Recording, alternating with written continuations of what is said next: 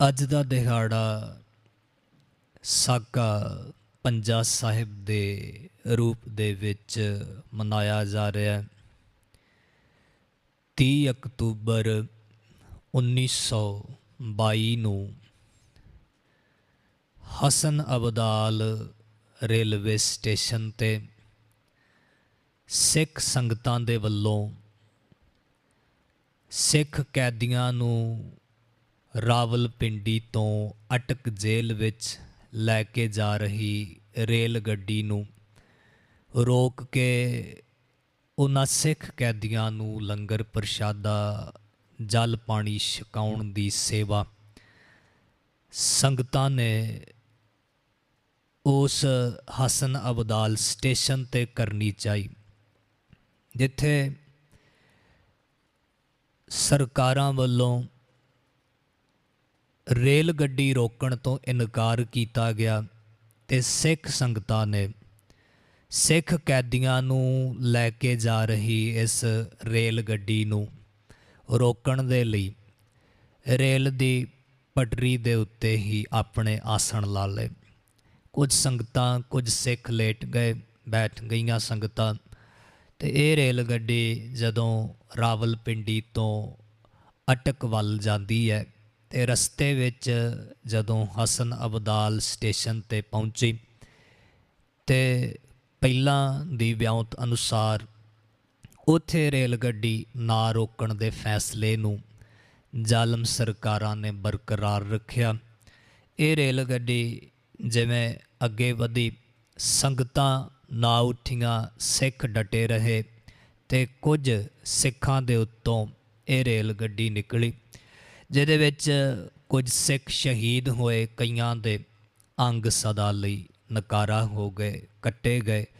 ਇਸ ਘਟਨਾ ਨੂੰ ਆਪਾਂ ਸਾਕਾ ਪੰਜਾ ਸਾਹਿਬ ਆਖਦੇ ਹਾਂ, ਕਿਉਂਕਿ ਹਸਨ ਅਬਦਾਲ ਰੇਲਵੇ ਸਟੇਸ਼ਨ ਪੰਜਾ ਸਾਹਿਬ ਗੁਰਦੁਆਰੇ ਤੋਂ ਬਿਲਕੁਲ ਨਜ਼ਦੀਕ ਹੈ, ਤਕਰੀਬਨ 1 ਕਿਲੋਮੀਟਰ ਹਟਵਾਂ। ਇਹ ਗੁਰੂ ਨਾਨਕ ਪਾਤਸ਼ਾਹ ਜੀ ਦਾ ਪਾਵਨ ਸਥਾਨ ਹੈ, ਗੁਰਦੁਆਰਾ ਪੰਜਾ ਸਾਹਿਬ, ਜਿੱਥੋਂ ਦੀਆਂ ਸੰਗਤਾਂ ਨੇ ਗੁਰੂ ਕੇ ਬਾਗ ਮੋਰਚੇ ਦੇ ਵਿੱਚ ਜੋ ਸਿੱਖ ਕੈਦ ਕੀਤੇ ਗਏ ਸਨ, ਜੇਲ੍ਹਾਂ ਭਰਨ 'ਤੇ ਉਹ ਕੈਦੀ ਸਿੱਖਾਂ ਨੂੰ ਇੱਕ ਜੇਲ੍ਹ ਤੋਂ ਦੂਜੀ ਜੇਲ੍ਹ ਵਿੱਚ ਲੈ ਕੇ ਜਾਇਆ ਜਾ ਰਿਹਾ ਸੀ। ਉਸ ਸਮੇਂ ਦੀ ਇਹ ਸਾਰੀ ਘਟਨਾ ਹੈ।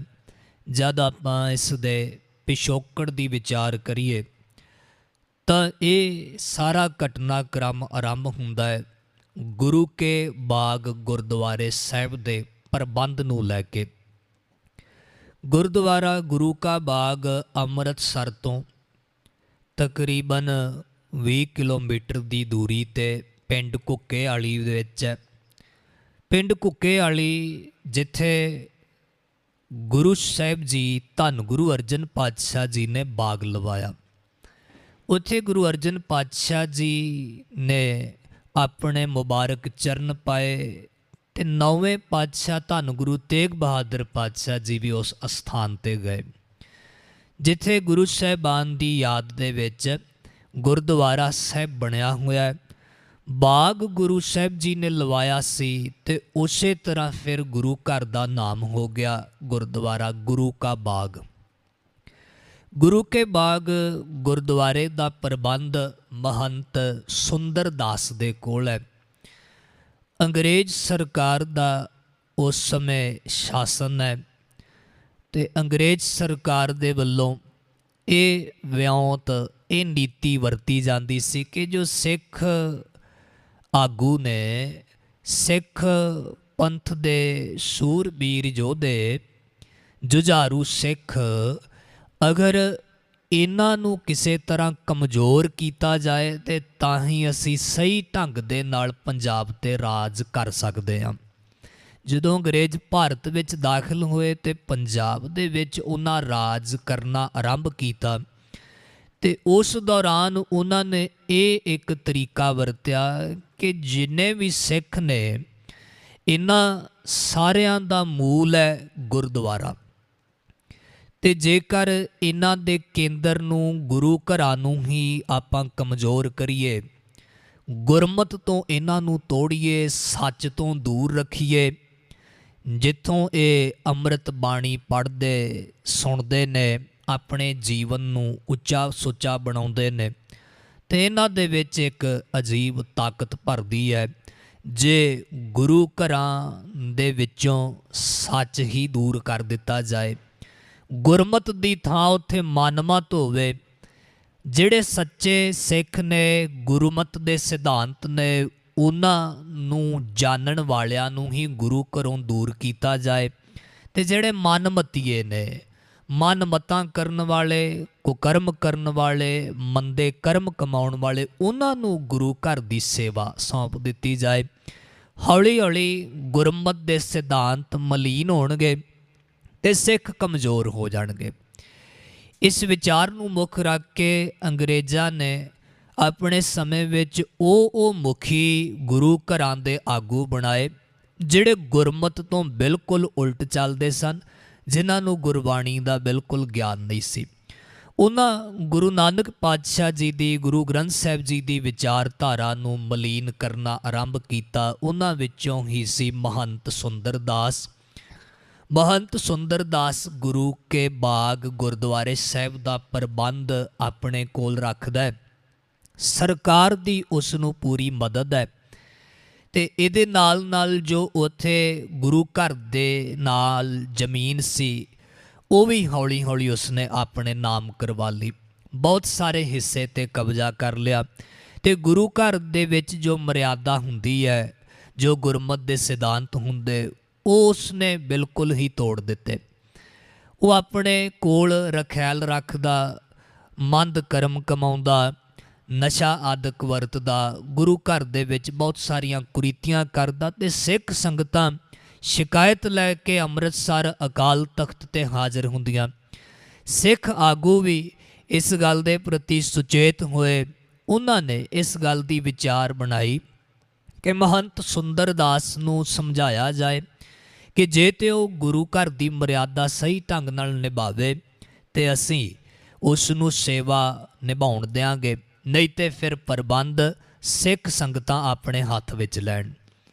ਇਸ ਵਿਚਾਰ ਨੂੰ ਮੁੱਖ ਰੱਖਦਿਆਂ ਹੋਇਆਂ ਸਿੱਖ ਸੰਗਤਾਂ ਨੇ ਮਹੰਤ ਸੁੰਦਰ ਦਾਸ ਤੱਕ ਪਹੁੰਚ ਕੀਤੀ। ਸ਼੍ਰੋਮਣੀ ਗੁਰਦੁਆਰਾ ਪ੍ਰਬੰਧਕ ਕਮੇਟੀ ਤੇ ਸਿੱਖ ਗੁਰਦੁਆਰਾ ਸੁਧਾਰ ਲਹਿਰ, ਇਹ ਉਸ ਸਮੇਂ ਦੀ ਘਟਨਾ ਹੈ ਜਦੋਂ ਇਹ ਸਿੱਖ ਪੰਥ ਦੀਆਂ ਮੁੱਖ ਸੰਸਥਾਵਾਂ ਹੋਂਦ ਵਿੱਚ ਆਉਣੀਆਂ ਆਰੰਭ ਹੋਈਆਂ।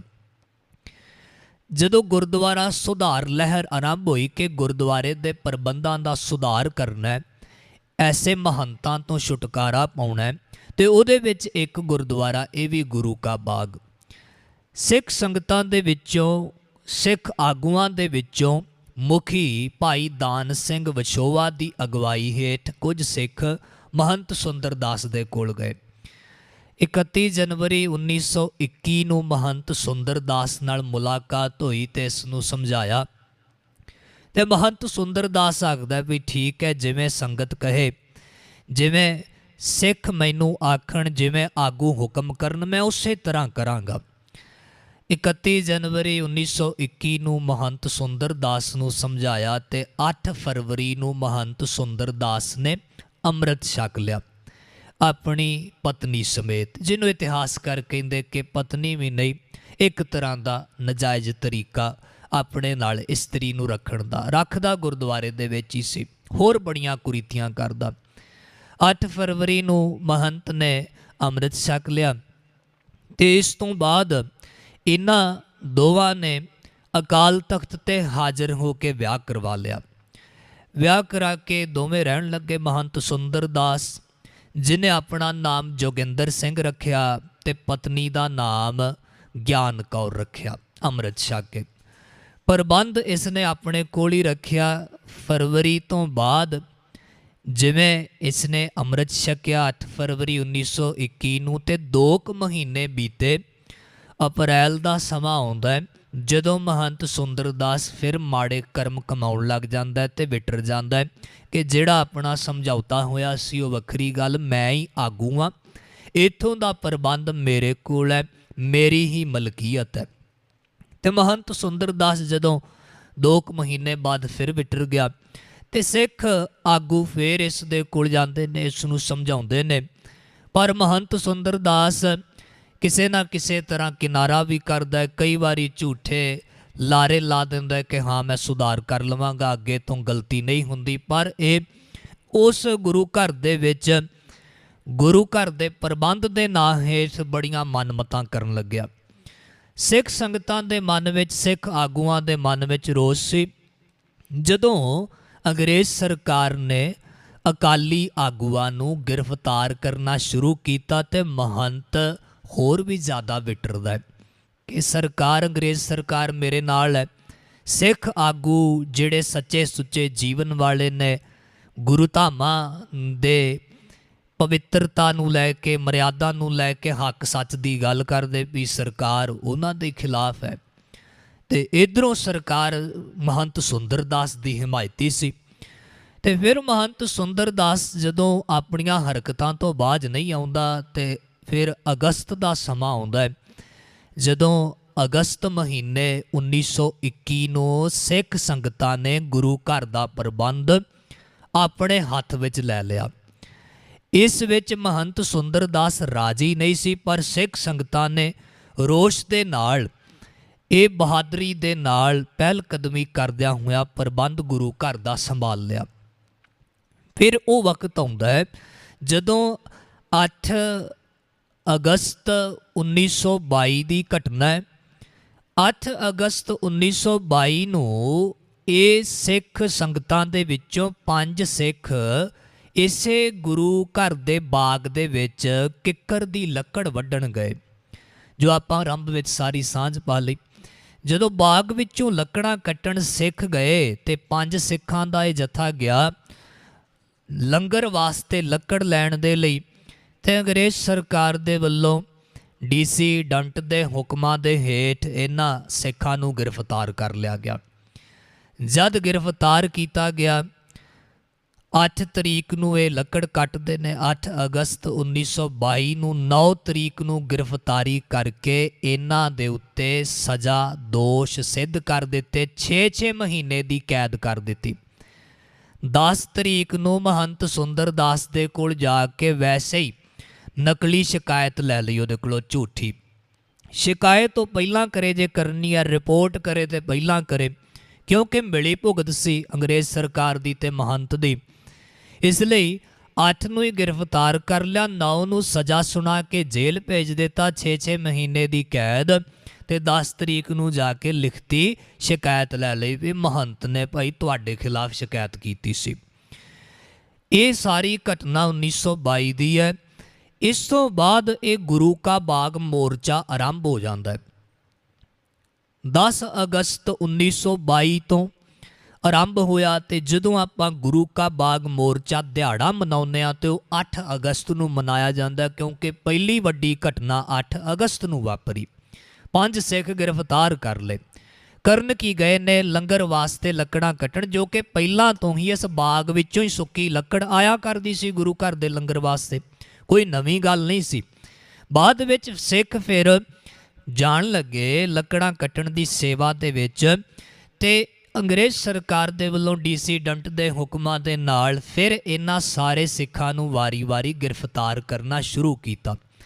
22 ਅਗਸਤ 1922 ਤੋਂ ਰੋਜ਼ ਸਿੱਖ ਜਾਣ ਲੱਗੇ ਤੇ ਰੋਜ਼ ਹੀ ਗ੍ਰਿਫਤਾਰੀਆਂ। ਇੱਕ ਸਮਾਂ ਉਹ ਵੀ ਆਉਂਦਾ ਹੈ ਜਦੋਂ 26 ਅਗਸਤ ਨੂੰ ਤਕਰੀਬਨ 136 ਸਿੱਖਾਂ ਦਾ ਜਥਾ 1922 ਨੂੰ ਇਸ ਗੁਰੂ ਘਰ ਦੇ ਵਿੱਚ, ਗੁਰੂ ਕੇ ਬਾਗ ਵਿੱਚ ਜਾਂਦਾ ਹੈ ਕਿ ਜਦੋਂ ਤੱਕ ਅਸੀਂ ਆਜ਼ਾਦੀ ਨਾਲ ਆਪਣੇ ਗੁਰੂ ਘਰ ਦੀ ਲੰਗਰਾਂ ਦੀ ਸੇਵਾ ਨਹੀਂ ਕਰ ਲੈਂਦੇ, ਉਦੋਂ ਤੱਕ ਅਸੀਂ ਪਿੱਛੇ ਨਹੀਂ ਹਟਾਂਗੇ। ਸ਼ਾਂਤਮਈ ਤਰੀਕੇ ਨਾਲ 136 ਸਿੰਘ ਜਦੋਂ ਗਏ ਤੇ ਇਹਨਾਂ ਦੇ ਉੱਤੇ ਲਾਠੀ ਚਾਰਜ ਹੋਇਆ, ਬਹੁਤ ਬੁਰੀ ਤਰ੍ਹਾਂ ਮਾਰਿਆ ਕੁੱਟਿਆ ਗਿਆ, ਬਹੁਤ ਸਾਰੇ ਸਿੱਖ ਬੇਹੋਸ਼ ਹੋਏ। ਤੇ ਇਸ 26 ਅਗਸਤ ਤੋਂ ਬਾਅਦ ਫਿਰ ਲਗਾਤਾਰ ਸਿੱਖਾਂ ਨੇ ਅਕਾਲ ਤਖਤ ਸਾਹਿਬ ਤੇ ਅਰਦਾਸ ਕਰਨੀ ਤੇ ਉੱਥੋਂ ਇਕੱਠੇ ਹੋ ਕੇ ਗੁਰੂ ਕੇ ਬਾਗ ਵੱਲ ਚਾਲੇ ਪਾਉਣੇ, ਪਿੰਡ ਘੁੱਕੇ ਵਾਲੀ ਵੱਲ, ਅੰਮ੍ਰਿਤਸਰ ਤੋਂ ਤਕਰੀਬਨ 20 ਕਿਲੋਮੀਟਰ ਦੂਰ।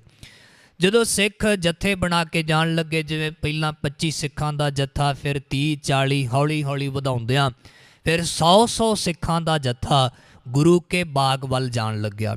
ਇਹ ਸੀ ਮੋਰਚਾ ਗੁਰੂ ਕਾ ਬਾਗ, ਕਿ ਗੁਰੂ ਘਰ ਦਾ ਪ੍ਰਬੰਧ ਸਿੱਖ ਸੰਗਤਾਂ ਨੂੰ, ਸਿੱਖ ਸੰਸਥਾਵਾਂ ਨੂੰ ਦਿੱਤਾ ਜਾਏ ਔਰ ਆਜ਼ਾਦੀ ਦੇ ਨਾਲ।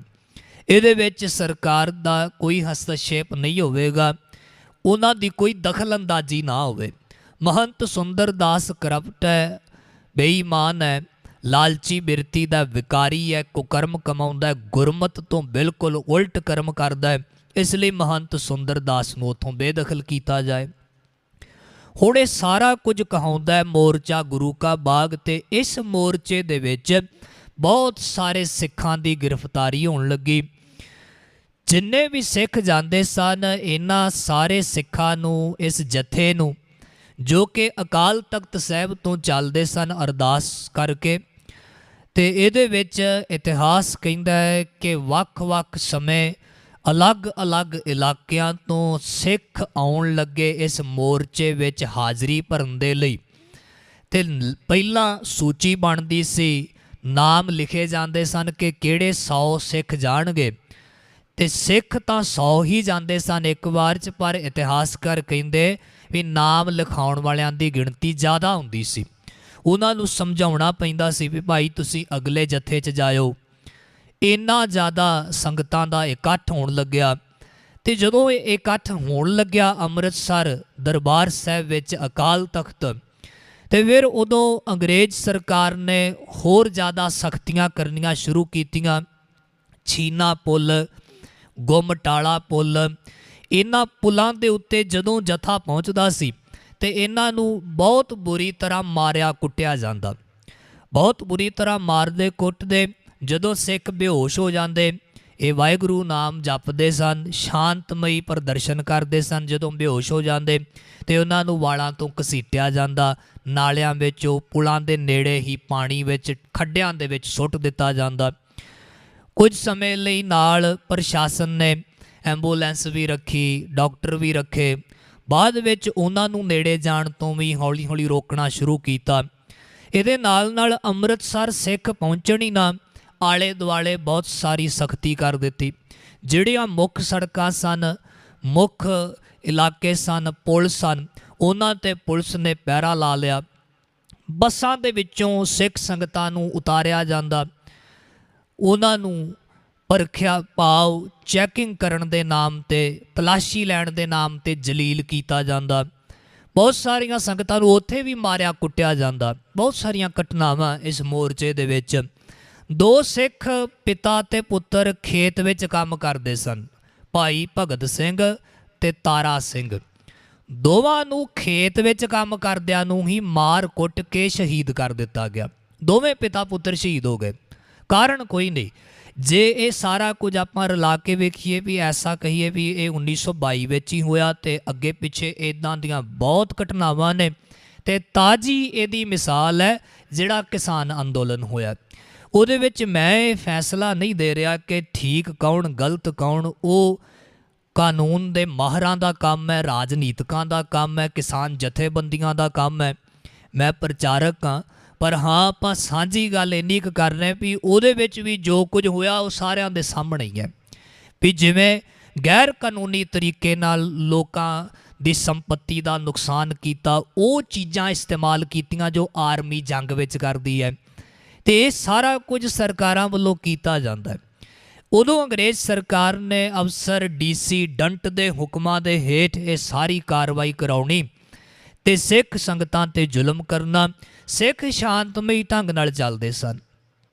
ਅਮਰੀਕਾ ਦੀ ਇੱਕ ਸੰਸਥਾ ਆਈ, ਇੱਕ ਟੀਮ, ਉਹਨਾਂ ਨੇ ਇਹਦੇ 'ਤੇ ਫਿਲਮ ਵੀ ਬਣਾਈ, ਪਰ ਉਹ ਪ੍ਰਕਾਸ਼ਿਤ ਕਰਨ ਤੋਂ ਰੋਕ ਵੀ ਲੱਗੀ, ਤੇ ਉਹਦੀਆਂ ਕੁਝ ਝਲਕਾਂ ਆਪਾਂ ਨੂੰ ਅੱਜ ਵੀ ਮਿਲ ਜਾਂਦੀਆਂ ਇੰਟਰਨੈਟ 'ਤੇ। ਜਦੋਂ ਆਪਾਂ ਵੇਖਾਂਗੇ ਗੁਰੂ ਕਾ ਬਾਗ ਮੋਰਚਾ, ਤੇ ਉਹ ਸਿੱਖ ਸਾਰੇ ਉਹ ਨਜ਼ਰ ਆਉਂਦੇ ਨੇ ਉਹਦੇ ਵਿੱਚ। ਉਹਨਾਂ ਦਾ ਤਰੀਕਾ ਢੰਗ ਮੋਰਚਾ ਲਾਉਣ ਦਾ, ਕਿਵੇਂ ਉਹਨਾਂ 'ਤੇ ਡੰਡੇ ਭਰਾਏ ਜਾਂਦੇ ਸਨ, ਉਹ ਸਾਰਾ ਕੁਝ ਕੀਤਾ ਜਾਂਦਾ। ਇਹ ਗੁਰੂ ਕੇ ਬਾਗ ਮੋਰਚੇ ਦੇ ਵਿੱਚ ਸਾਰਾ ਕੁਝ ਜੋ ਵਾਪਰਦਾ 8 ਅਗਸਤ ਤੋਂ ਲੈ ਕੇ ਲਗਾਤਾਰ ਸਤੰਬਰ ਦਾ ਮਹੀਨਾ ਵੀ ਇਵੇਂ ਬੀਤਦਾ ਹੈ। ਇੱਕ ਵਕਤ ਆਉਂਦਾ ਹੈ ਜਦੋਂ ਕਲਕੱਤਾ ਤੋਂ ਇੱਕ ਪਾਦਰੀ ਐਂਡਰਿਊਫ ਆਇਆ ਤੇ ਉਹ ਇਹਨਾਂ ਅੰਗਰੇਜ਼ਾਂ ਦੇ ਵਿੱਚ ਬੜਾ ਮਸ਼ਹੂਰ ਪਾਦਰੀ ਸੀ। ਉਹਦਾ ਇਹ ਸਤਿਕਾਰ ਕਰਦੇ ਸਨ, ਧਰਮ ਗੁਰੂ ਸੀ, ਉਹਦਾ ਨਾਮ ਚੰਗਾ ਸੀ। ਤੇ ਉਹਨੇ ਆ ਕੇ ਦੇਖਿਆ ਵੀ ਇਹ ਤੇ ਬਿਲਕੁਲ ਹੀ ਇਨਸਾਨੀਅਤ ਦੇ ਨਾਲ ਤੁਸੀਂ ਖਿਲਵਾੜ ਕੀਤਾ ਵੀ ਕਿਸੇ ਵੀ ਢੰਗ ਤੋਂ ਕਿਸੇ ਵੀ ਤਰੀਕੇ ਤੋਂ ਇਹ ਗੱਲ ਠੀਕ ਨਹੀਂ। ਉਹਨੇ ਆਖਿਆ ਵੀ ਆਪਾਂ ਆਪਣੇ ਇਤਿਹਾਸ ਵਿੱਚ ਗੱਲ ਕਰਦੇ ਰਹਿੰਦੇ ਹਾਂ ਵੀ ਈਸਾ ਮਸੀਹ ਨੂੰ ਸੂਲੀ ਤੇ ਚੜਾਇਆ, ਤੇ ਤੁਸੀਂ ਤਾਂ ਹਜ਼ਾਰਾਂ ਹੀ ਈਸਾ ਮਸੀਹ ਰੋਜ਼ ਸੂਲੀ ਤੇ ਟੰਗ ਰਹੇ ਹੋ। ਵੀ ਤੁਹਾਡੀ ਇਹ ਰੂਹਾਨੀ ਹਾਰ ਹੈ ਇੰਗਲੈਂਡ ਵਾਲਿਓ। ਅੰਗਰੇਜ਼ ਸਰਕਾਰ ਨੂੰ ਉਹਨੇ ਆਖਿਆ ਵੀ ਇਹ ਇੰਗਲੈਂਡ ਦੀ ਰੂਹਾਨੀ ਹਾਰ ਹੈ ਵੀ ਸ਼ਾਂਤਮਈ ਤਰੀਕੇ ਨਾਲ ਸਿੱਖ ਆਪਣੀ ਗੱਲ ਕਰਨੀ ਚਾਹੁੰਦੇ ਨੇ, ਤੁਹਾਡੇ ਅੱਗੇ ਆਪਣੀ ਵਿਚਾਰ ਰੱਖ ਰਹੇ ਨੇ ਤੇ ਉਹ ਨਾਮ ਜਪ ਰਹੇ ਨੇ, ਵਾਹਿਗੁਰੂ ਵਾਹਿਗੁਰੂ ਬਾਣੀ ਪੜ੍ਹਦੇ ਨੇ, ਅਕਾਲ ਤਖਤ ਤੋਂ ਚੱਲਦੇ ਨੇ, ਤੇ ਤੁਸੀਂ ਉਹਨਾਂ ਦੇ ਉੱਤੇ ਇੰਨਾ ਜ਼ੁਲਮ ਕਰਦੇ ਹੋ। ਇਸ ਦੇ ਕਹਿਣ ਤੋਂ ਬਾਅਦ ਤਕਰੀਬਨ ਅੱਧੀ ਸਤੰਬਰ ਬੀਤ ਗਈ ਤੇ ਉਸ ਤੋਂ ਬਾਅਦ ਜੇ ਮੈਂ ਭੁੱਲਾਂ ਨਾ ਤੇ 13 ਸਤੰਬਰ 1922 ਤੋਂ ਬਾਅਦ ਇਹ ਕੁੱਟਮਾਰ ਬੰਦ ਹੋਈ ਜੋ ਅਗਸਤ ਤੋਂ ਆਰੰਭ ਹੋ ਗਈ ਸੀ। ਹੁਣ ਇਹ ਇੰਨੇ ਮਹੀਨੇ ਬੜਾ ਜ਼ੁਲਮ ਦਾ ਦੌਰ ਰਿਹਾ। ਫਿਰ ਕੇਵਲ ਗ੍ਰਿਫਤਾਰੀਆਂ ਹੀ ਰਹੀਆਂ ਵੀ ਜੋ ਵੀ ਜਥੇ ਆਉਂਦੇ ਉਹਨਾਂ ਨੂੰ ਗ੍ਰਿਫਤਾਰ ਕੀਤਾ ਜਾਂਦਾ। ਇਹਨਾਂ ਜਥਿਆਂ ਵਿੱਚ ਪੰਜਾਬ ਤੋਂ ਬਾਹਰ ਅਲੱਗ-ਅਲੱਗ ਇਲਾਕਿਆਂ ਤੋਂ ਸਿੱਖ ਆਗੂ ਜਥੇ ਬਣਾ ਕੇ ਅੰਮ੍ਰਿਤਸਰ ਆਏ, ਅਕਾਲ ਤਖਤ ਤੋਂ ਚੱਲਦੇ ਰਹੇ। ਸਾਬਕਾ ਫੌਜੀ ਉਹਨਾਂ ਨੇ ਜੋ ਡਿਊਟੀਆਂ ਵੀ ਕਰਦੇ ਸਨ, ਕੁਝ ਛੁੱਟੀ ਤੇ ਕੁਝ ਰਿਟਾਇਰ, ਉਹ ਸੇਵਾ ਮੁਕਤ, ਉਹ ਸਾਰੇ ਸਿੱਖ ਵੀ ਇਸ ਮੋਰਚੇ ਵਿੱਚ ਸ਼ਾਮਲ ਹੋ ਗਏ। ਇਹਦੇ ਨਾਲ ਇਸ ਤੋਂ ਬਾਅਦ ਵਿਦੇਸ਼ਾਂ ਦੇ ਵਿੱਚ ਜਿਹੜੇ ਸਿੱਖ ਰਹਿੰਦੇ ਸਨ, ਬਾਹਰਲੀਆਂ ਕੰਟਰੀਆਂ ਵਿੱਚ, ਉੱਥੋਂ ਵੀ ਬਹੁਤ ਸਾਰੇ ਸਿੱਖ ਜਥੇ ਬਣਾ ਕੇ ਅੰਮ੍ਰਿਤਸਰ ਵਿੱਚ ਪਹੁੰਚਣ ਲੱਗੇ। ਤੇ ਸਰਕਾਰ ਨੇ ਉਦੋਂ ਵੀ ਡਰਾਵਾ ਦਿੱਤਾ ਵੀ ਅਸੀਂ ਬਹੁਤ ਵੱਡੀ ਗਿਣਤੀ ਵਿੱਚ ਇੰਤਜ਼ਾਮ ਕਰ ਰਹੇ ਹਾਂ ਵੀ ਇਕੱਠੇ 10,000 ਕੈਦੀ ਜਿੱਥੇ ਰੱਖੇ ਜਾਣ ਵੀ ਸਿੱਖ ਡਰ ਜਾਣਗੇ। ਜਦੋਂ ਇਸ ਤਰ੍ਹਾਂ ਦਾ ਐਲਾਨ ਹੁੰਦਾ ਸੀ ਤੇ ਗ੍ਰਿਫਤਾਰੀ ਦੇਣ ਵਾਲਿਆਂ ਦੀ ਗਿਣਤੀ ਵਿੱਚ ਹੋਰ ਜ਼ਿਆਦਾ ਵਾਧਾ ਹੋ ਗਿਆ। ਅਕਾਲ ਤਖਤ ਤੇ ਸਿੱਖ ਆਗੂਆਂ ਨੂੰ ਮੁਸ਼ਕਲ ਹੋਇਆ ਕਰੇ ਵੀ ਇਹ ਜੇ 100 ਦਾ ਜਥਾ ਭੇਜਣਾ ਤੇ ਉਹਦੇ ਵਿੱਚ ਨਾਮ ਲਿਖਾਉਣ ਵਾਲੇ ਹਜ਼ਾਰਾਂ। ਫਿਰ ਉਹਨਾਂ ਨੂੰ ਰੋਕਿਆ ਜਾਂਦਾ, ਸਮਝਾਇਆ ਜਾਂਦਾ ਨੌਜਵਾਨਾਂ ਨੂੰ, ਸਿੱਖਾਂ ਨੂੰ ਵੀ ਕੋਈ ਨਹੀਂ, ਤੁਸੀਂ ਸ਼ਾਂਤਮਈ ਤਰੀਕੇ ਨਾਲ ਵਿਚਰੋ, ਬਾਣੀ ਪੜ੍ਹੋ। ਇਸ ਤਰ੍ਹਾਂ ਇਹ ਗੁਰੂ ਕੇ ਬਾਗ ਮੋਰਚੇ ਦੇ ਵਿੱਚ ਬਹੁਤ ਸਾਰੀਆਂ ਗ੍ਰਿਫਤਾਰੀਆਂ ਹੋਈਆਂ। ਤਕਰੀਬਨ 5,000 ਤੋਂ 6,000 ਸਿੱਖ ਗ੍ਰਿਫਤਾਰ ਹੋ ਗਿਆ। ਜਦ ਜੇਲ੍ਹਾਂ ਵਿੱਚ ਇੰਤਜ਼ਾਮ ਨਹੀਂ, ਭੀੜ ਵਧੀ ਤੇ ਫਿਰ ਇਸੇ ਤਰ੍ਹਾਂ ਦਾ ਇੱਕ ਜਥਾ ਸੀ ਸਿੱਖਾਂ ਦਾ ਜੋ ਗ੍ਰਿਫਤਾਰ ਹੋਇਆ। ਇਸ ਜਥੇ ਨੂੰ ਸਰਕਾਰ ਨੇ ਵਿਉਂਤ ਬਣਾਈ, ਫੈਸਲਾ ਕੀਤਾ ਵੀ ਅਸੀਂ ਰਾਵਲਪਿੰਡੀ ਤੋਂ ਅਟਕ ਜੇਲ੍ਹ ਦੇ ਵਿੱਚ ਇਹਨਾਂ ਕੈਦੀਆਂ ਨੂੰ ਪਹੁੰਚਾ ਦਈਏ। ਰਾਵਲਪਿੰਡੀ ਤੋਂ ਰੇਲ ਗੱਡੀ ਦੇ ਰਾਹੀਂ ਇਹ ਸਿੱਖ ਕੈਦੀ ਅਟਕ ਜੇਲ੍ਹ ਦੇ ਵਿੱਚ ਲੈ ਕੇ ਜਾਏ ਜਾਣੇ ਸਨ। ਤੇ ਉਹ ਵਕਤ ਹੈ 30 ਅਕਤੂਬਰ 1922 ਦਾ। 30 ਅਕਤੂਬਰ 1922 ਨੂੰ ਇਹ ਰੇਲ ਗੱਡੀ ਰਾਵਲਪਿੰਡੀ ਤੋਂ ਤੁਰੀ। ਸਿੱਖ ਕੈਦੀ ਇਹਦੇ ਵਿੱਚ ਨੇ ਤੇ ਇਹਦਾ ਕਾਰਨ ਹੈ ਕਿ ਜੇਲ੍ਹਾਂ ਭਰ ਗਈਆਂ ਨੇ ਤੇ ਕੈਦੀਆਂ ਨੂੰ ਇੱਕ ਜਗ੍ਹਾ ਤੋਂ ਫਿਰ ਦੂਜੇ ਪਾਸੇ ਲੈ ਕੇ ਜਾਇਆ ਜਾਏ। ਉਹਨਾਂ ਦੇ ਕੋਲ ਸੁਭਾਵਕ ਖਾਣ ਪੀਣ ਨੂੰ ਵੀ ਕੋਈ ਬਹੁਤਾ ਉਹਨਾਂ ਨੂੰ ਮਿਲਦਾ ਨਹੀਂ ਹੋਵੇਗਾ। ਜਦੋਂ ਸੰਗਤਾਂ ਨੂੰ ਪਤਾ ਲੱਗਿਆ, ਰਸਤੇ ਵਿੱਚ ਪੈਂਦਾ ਹਸਨ ਅਬਦਾਲ। ਹਸਨ ਅਬਦਾਲ ਦੇ ਤਕਰੀਬਨ 1 ਕਿਲੋਮੀਟਰ ਦੇ ਨੇੜੇ ਗੁਰੂ ਘਰ ਹੈ, ਗੁਰਦੁਆਰਾ ਪੰਜਾ ਸਾਹਿਬ। ਗੁਰੂ ਨਾਨਕ ਪਾਤਸ਼ਾਹ ਜੀ ਨੇ ਜਿੱਥੇ ਵਲੀ ਕੰਧਾਰੀ ਦਾ ਹੰਕਾਰ ਤੋੜਿਆ, ਉਹ ਗੁਰਦੁਆਰਾ ਪੰਜਾ ਸਾਹਿਬ ਹਸਨ ਅਬਦਾਲ ਰੇਲਵੇ ਸਟੇਸ਼ਨ ਦੇ ਨੇੜੇ ਹੈ। ਉੱਥੋਂ ਦੀਆਂ ਸੰਗਤਾਂ ਨੇ ਵਿਚਾਰ ਬਣਾਈ ਕਿ ਕਿਉਂ ਨਾ ਇਹਨਾਂ ਸਿੱਖ ਕੈਦੀਆਂ ਨੂੰ ਅਸੀਂ ਪ੍ਰਸ਼ਾਦਾ ਪਾਣੀ ਛਕਾਈਏ। ਰਸਤੇ ਵਿੱਚ ਰੇਲ ਗੱਡੀ ਰੁਕੇਗੀ ਇਸ ਸਟੇਸ਼ਨ ਤੇ ਅਸੀਂ ਉਹਨੇ ਸਮੇਂ ਵਿੱਚ ਜਲ ਪਾਣੀ ਨਾਲ ਸੇਵਾ ਕਰਾਂਗੇ। ਇਹਦੇ ਵਿੱਚ ਕੋਈ ਗੁਨਾਹ ਨਹੀਂ ਹੈ, ਕੋਈ ਮਾੜੀ ਗੱਲ ਨਹੀਂ ਹੈ, ਕਿਸੇ ਤਰ੍ਹਾਂ ਦਾ ਦੇਸ਼ ਧਰੋਹ ਨਹੀਂ ਹੈ। ਕਿਸੇ ਵੀ ਪੱਖ ਤੋਂ ਵਿਚਾਰੀਏ ਵੀ ਆਮ ਜੀ ਗੱਲ ਹੈ, ਧਰਮ ਦੀ ਵਿਚਾਰ ਹੈ। ਔਰ ਜਦੋਂ ਇਹ ਸਿੱਖ ਸੰਗਤਾਂ ਦੇ ਵੱਲੋਂ ਵਿਚਾਰ ਬਣਾਈ ਗਈ ਤੇ ਈਰਖਾ ਵਸ ਦਵੈਖ ਵਸ ਕਹੋ ਕੂਟਨੀਤੀ ਵੀ ਸਰਕਾਰ ਨੇ ਕਿਹਾ ਵੀ ਰੇਲ ਗੱਡੀ ਤੇ ਨਹੀਂ ਰੋਕ ਸਕਦੀ। ਜੋ ਸਟੇਸ਼ਨ ਮਾਸਟਰ ਸੀ ਉਹਨੇ ਦੱਸ ਦਿੱਤੀ, ਖਬਰ ਦੇ ਦਿੱਤੀ ਭਈ ਰੇਲ ਗੱਡੀ ਹੁਣ ਅੱਜ ਰੁਕਣੀ ਨਹੀਂ ਇੱਥੇ। ਸਿੱਖ ਸੰਗਤਾਂ ਉੱਥੇ ਲੰਗਰ ਪ੍ਰਸ਼ਾਦਾ ਤਿਆਰ ਕਰਕੇ ਹਾਜ਼ਰ ਸਨ। ਜਦ ਖਬਰ ਮਿਲੀ ਵੀ ਰੇਲ ਗੱਡੀ ਰੋਕੀ ਨਹੀਂ ਜਾਣੀ ਤੇ ਸੰਗਤ ਸਿੱਖ ਰੇਲ ਗੱਡੀ ਦੀ ਪਟੜੀ ਤੇ ਹੀ ਡਟ ਗਏ ਤੇ ਉੱਥੇ ਬਹੁਤ ਸਾਰੇ ਸਿੱਖ ਇਕੱਠੇ ਹੋਏ। ਜਦੋਂ ਰੇਲ ਗੱਡੀ ਆਉਂਦੀ ਹੈ ਤੇ ਜਿਵੇਂ ਪਹਿਲਾਂ ਤੋਂ ਵਿਉਂਤ ਸੀ ਕਿ ਰੋਕੀ ਨਹੀਂ ਜਾਏਗੀ, ਰੋਕਿਆ ਤੇ ਪਹਿਲਾਂ ਨਹੀਂ ਗਿਆ। ਜਦੋਂ ਕੁਝ ਸਿੱਖ ਸ਼ਹੀਦ ਹੋ ਗਏ ਰੇਲ ਗੱਡੀ ਦੇ ਥੱਲੇ ਆ ਕੇ, ਬਹੁਤ ਕੱਟ ਵੱਢ ਹੋ ਗਈ, ਸ਼ਹਾਦਤਾਂ ਹੋਈਆਂ, ਕਈਆਂ ਦੇ ਅੰਗ ਕੱਟੇ ਗਏ, ਸਰੀਰ ਦੇ ਹਿੱਸੇ ਕੱਟੇ ਗਏ, ਤਾਂ ਫਿਰ ਇਹ ਰੇਲ ਗੱਡੀ ਬਹੁਤ ਸਾਰੇ ਸਿੱਖਾਂ ਦਾ ਖੂਨ ਵਹਾ ਕੇ ਤੇ ਰੁਕਦੀ ਹੈ। ਜਦ ਇਹ ਰੇਲ ਗੱਡੀ ਰੁਕੀ ਤੇ ਸਿੱਖ ਸੰਗਤਾਂ ਨੇ ਫਿਰ ਇਹ ਸਿੱਖ ਕੈਦੀਆਂ ਨੂੰ ਪ੍ਰਸ਼ਾਦਾ ਪਾਣੀ ਛਕਣ ਦੀ ਬੇਨਤੀ ਕੀਤੀ। ਪਰ ਜਦੋਂ ਵੇਖੋ ਲਹੂ ਲੁਹਾਨ ਉਹ ਸਾਰਾ ਮੰਜ਼ਰ ਹੋ ਗਿਆ, ਚਾਰ ਚਫੇਰੇ ਸਿੱਖਾਂ ਦਾ ਲਹੂ ਡੁੱਲਿਆ, ਕਿੰਨੇ ਹੀ ਉੱਥੇ ਸ਼ਹੀਦ ਹੋ ਗਏ, ਕਈਆਂ ਦੇ ਅੰਗ ਸਦਾ ਵਾਸਤੇ ਸਰੀਰ ਤੋਂ ਵੱਖਰੇ ਹੋ ਗਏ। ਇਹ ਸਾਰਾ ਕੁਝ ਜਦੋਂ ਹੋ ਜਾਏ ਤੇ ਸੁਭਾਵਕ ਹੈ ਵੀ ਪ੍ਰਸ਼ਾਦਾ ਉੱਥੇ ਕਿਸ ਨੇ ਛਕਣਾ। ਤੇ ਫਿਰ ਵੀ ਬਹੁਤ ਬੇਨਤੀ ਕਰਨ ਤੇ ਇਤਿਹਾਸਕਾਰ ਕਹਿੰਦੇ ਵੀ ਕੈਦੀਆਂ ਨੇ, ਸਿੱਖਾਂ ਨੇ ਥੋੜ੍ਹਾ ਜਿਹਾ ਲੰਗਰ ਪ੍ਰਸ਼ਾਦ ਕੋਈ ਥੋੜ੍ਹਾ ਬਹੁਤ ਛਕਿਆ ਉਹਨਾਂ ਨੇ, ਤੇ ਫਿਰ ਇੱਥੋਂ ਇਹ ਗੱਡੀ ਅੱਗੇ ਰਵਾਨਾ ਹੋਈ। ਇਹ ਸਾਰੀ ਘਟਨਾ ਵਾਪਰਦੀ ਹੈ 30 ਅਕਤੂਬਰ 1922 ਨੂੰ। ਇਸ ਨੂੰ ਆਪਾਂ ਕਹਿੰਦੇ ਹਾਂ ਸਾਕਾ ਪੰਜਾ ਸਾਹਿਬ, ਹਸਨ ਅਬਦਾਲ ਸਟੇਸ਼ਨ, ਹਸਨ ਅਬਦਾਲ, ਕਿਉਂ ਪਹਿਲਾਂ ਤੇ ਉਹ ਨਗਰ ਤੇ ਹਸਨ ਅਬਦਾਲ ਹੀ ਹੈ। ਤੇ ਉੱਥੇ ਗੁਰੂ ਨਾਨਕ ਪਾਤਸ਼ਾਹ ਜੀ ਪਹੁੰਚੇ, ਵਲੀ ਕੰਧਾਰੀ ਦੇ ਨਾਲ ਮੇਲ ਹੋਇਆ। ਵਲੀ ਕੰਧਾਰੀ ਨੂੰ ਹਉਮੈ ਸੀ, ਹੰਕਾਰ ਸੀ, ਉਹਦਾ ਹੰਕਾਰ ਦੂਰ ਕੀਤਾ, ਉਪਦੇਸ਼ ਦਿੱਤਾ, ਗੁਰਮਤ ਨਾਲ ਜੋੜਿਆ, ਉਹਨੂੰ ਸਿੱਖ ਬਣਾਇਆ। ਤੇ ਉਸ ਯਾਦ ਦੇ ਵਿੱਚ ਸਿੱਖਾਂ ਨੇ ਉੱਥੇ ਗੁਰਦੁਆਰਾ ਉਸਾਰਿਆ ਪੰਜਾ ਸਾਹਿਬ। ਤੇ ਉਹ ਪੰਜਾ ਸਾਹਿਬ ਗੁਰਦੁਆਰੇ ਦੇ ਨੇੜੇ ਹਸਨ ਅਬਦਾਲ ਸਟੇਸ਼ਨ ਤੇ ਸਾਰੀ ਘਟਨਾ ਵਾਪਰੀ। ਇਸ ਕਰਕੇ ਆਪਾਂ ਇਸ ਸਾਕੇ ਨੂੰ ਕਹਿੰਦੇ ਆ ਸਾਕਾ ਪੰਜਾ ਸਾਹਿਬ। ਆਰੰਭਤਾ ਇਹਦੀ ਹੋਈ ਮੋਰਚਾ ਗੁਰੂ ਕਾ ਬਾਗ, ਤੇ ਇਸ ਮੋਰਚੇ ਦੇ ਵਿੱਚ ਤਕਰੀਬਨ 6000 ਦੇ ਕਰੀਬ ਸਿੱਖ ਗ੍ਰਿਫਤਾਰ ਹੁੰਦੇ ਨੇ। ਔਰ ਜੋ ਕੁੱਟਮਾਰ ਹੁੰਦੀ ਸੀ ਉਹਦੇ ਵਿੱਚ ਜੋ ਸ਼੍ਰੋਮਣੀ ਕਮੇਟੀ ਵੱਲੋਂ ਹਸਪਤਾਲ ਚਲਾਏ ਜਾ ਰਹੇ ਸਨ, ਉਹਨਾਂ 3 ਹਸਪਤਾਲਾਂ ਦੇ ਵਿੱਚ ਇੰਤਜ਼ਾਮ ਕੀਤਾ ਗਿਆ ਸੀ ਕਿ ਇਹਨਾਂ ਸਿੱਖਾਂ ਨੂੰ, ਇਹਨਾਂ ਜ਼ਖਮੀਆਂ ਨੂੰ ਉੱਥੇ ਭਰਤੀ ਕੀਤਾ ਜਾਏ। ਤੇ ਉਸ ਸਮੇਂ ਦੇ ਲਿਖਤੀ ਜਿਹੜੇ ਰਿਕਾਰਡ ਨੇ, ਇਤਿਹਾਸਕਾਰ ਕਹਿੰਦੇ ਕਿ 2000 ਰੁਪਈਆ ਇੱਕ ਦਿਨ ਦਾ ਖਰਚਾ ਆਉਂਦਾ ਸੀ, ਉਹ ਵੀ ਸ਼੍ਰੋਮਣੀ ਕਮੇਟੀ ਦੇ ਪੱਲਿਓਂ ਹੀ ਸੀ। ਭਾਵ ਸਿੱਖਾਂ ਨੂੰ ਮਾਰਨਾ ਕੁੱਟਣਾ।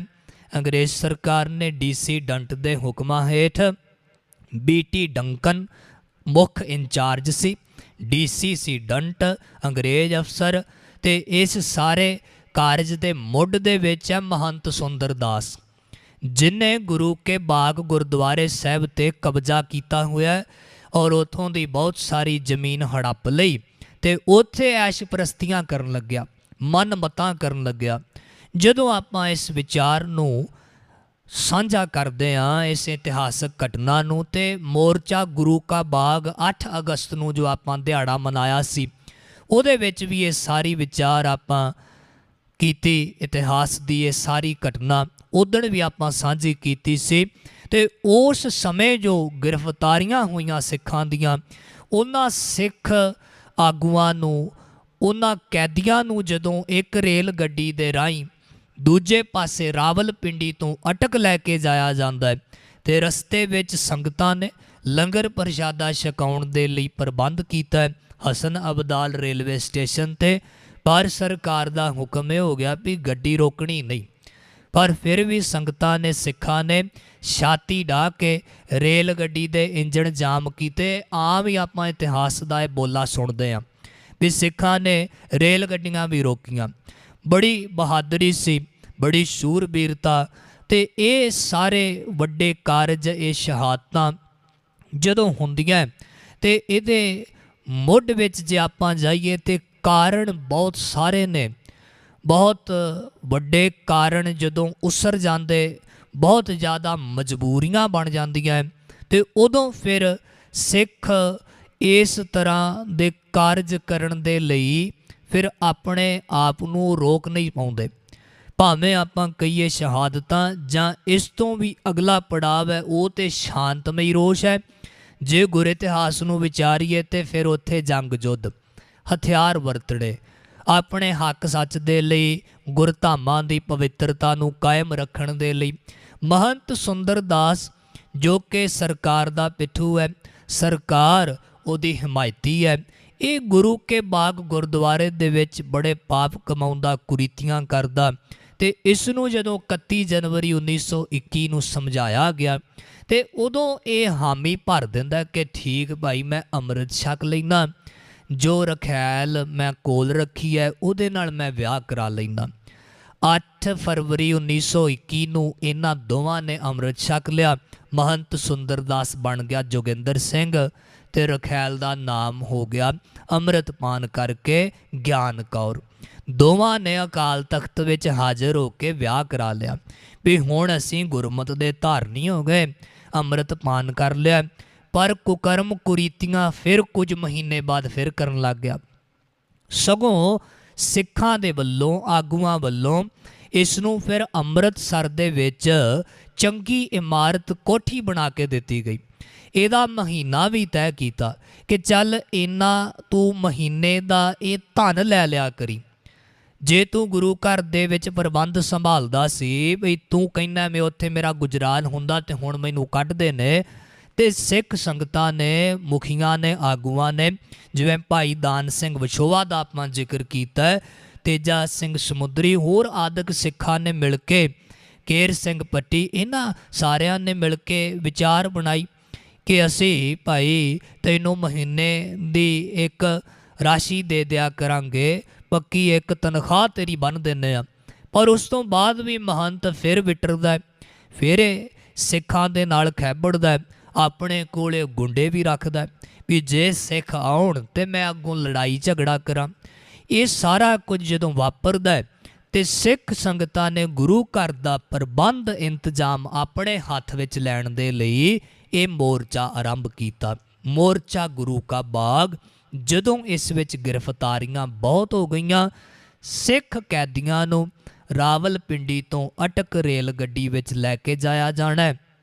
ਰਸਤੇ ਵਿੱਚ ਸੰਗਤਾਂ ਨੇ ਲੰਗਰ ਪਾਣੀ ਛਕਾਉਣ ਦੇ ਲਈ ਹਸਨ ਅਬਦਾਲ ਰੇਲਵੇ ਸਟੇਸ਼ਨ ਤੇ ਇਕੱਤਰਤਾ ਕੀਤੀ। ਸਰਕਾਰ ਨੇ ਆਖਿਆ ਵੀ ਗੱਡੀ ਰੋਕਣੀ ਨਹੀਂ। ਤੇ ਜਦੋਂ ਐਸਾ ਹੁਕਮ ਹੋ ਗਿਆ ਤੇ ਸਿੱਖ ਸੰਗਤਾਂ ਬੈਠ ਗਈਆਂ, ਜਿਹਦੇ ਵਿੱਚੋਂ ਬਹੁਤ ਸਾਰੇ ਸਿੱਖ ਰੇਲ ਗੱਡੀ ਦੇ ਥੱਲੇ ਆ ਕੇ ਸ਼ਹੀਦ ਹੋ ਗਏ। ਕਈਆਂ ਦੇ ਅੰਗ ਨਕਾਰਾ ਹੋ ਗਏ, ਕਈ ਸਦਾ ਲਈ ਕਈਆਂ ਦੇ ਅੰਗ ਕੱਟੇ ਗਏ। ਇਹ ਸਾਰੀਆਂ ਸ਼ਹੀਦੀਆਂ ਪੰਜਾ ਸਾਹਿਬ ਗੁਰਦੁਆਰੇ ਦੇ ਨੇੜੇ ਹਸਨ ਅਬਦਾਲ ਸਟੇਸ਼ਨ ਤੇ ਹੋਈਆਂ, ਜਿਹਨੂੰ ਆਪਾਂ ਕਹਿੰਦੇ ਸਾਕਾ ਪੰਜਾ ਸਾਹਿਬ। 30 ਅਕਤੂਬਰ 1922 ਦੀ ਇਹ ਘਟਨਾ ਹੈ, ਕੋਈ ਬਹੁਤੀ ਪੁਰਾਣੀ ਨਹੀਂ, ਤਕਰੀਬਨ 100 ਸਾਲ ਪਹਿਲੀ ਗੱਲ ਹੈ। ਇਹਦੇ ਸਾਰੇ ਰਿਕਾਰਡ, ਸਾਰੀਆਂ ਲਿਖਤਾਂ ਬਿਲਕੁਲ ਇਨ ਬਿਨ ਮਿਲ ਜਾਂਦੀਆਂ। ਤਾਂ ਕਰਕੇ ਆਪਾਂ ਇਸ ਤਰ੍ਹਾਂ ਇਹ ਵਿਚਾਰ ਸਾਂਝੀ ਕਰਨ ਦਾ ਯਤਨ ਕੀਤਾ। ਹਜੂਰ ਕਿਰਪਾ ਕਰਨ। ਜਿਨ੍ਹਾਂ ਸਿੱਖਾਂ ਨੇ ਗੁਰਧਾਮਾਂ ਦੀ ਪਵਿੱਤਰਤਾ ਨੂੰ ਕਾਇਮ ਰੱਖਣ ਦੇ ਲਈ ਪੂਰਨੇ ਪਾਏ ਨੇ, ਸ਼ਹਾਦਤਾਂ ਦਿੱਤੀਆਂ, ਅਸੀਂ ਉਹਨਾਂ ਦੇ ਚਰਨਾਂ ਵਿੱਚ ਕੋਟਾਨ ਕੋਟ ਸਿਜਦਾ ਕਰਦੇ ਹਾਂ, ਉਹਨਾਂ ਦੀ ਸ਼ਹਾਦਤ ਨੂੰ ਯਾਦ ਕਰਦੇ ਹਾਂ। ਹਜੂਰ ਮਿਹਰ ਕਰਨ, ਸਾਨੂੰ ਵੀ ਸੁਮਤ ਬਖਸ਼ਣ, ਬਲ ਬੁੱਧ ਬਖਸ਼ਣ ਕਿ ਅਸੀਂ ਗੁਰਮਤ ਦੇ ਸਿਧਾਂਤਾਂ 'ਤੇ ਪਹਿਰਾ ਦੇ ਸਕੀਏ, ਗੁਰੂ ਘਰ ਦੀ ਸੇਵਾ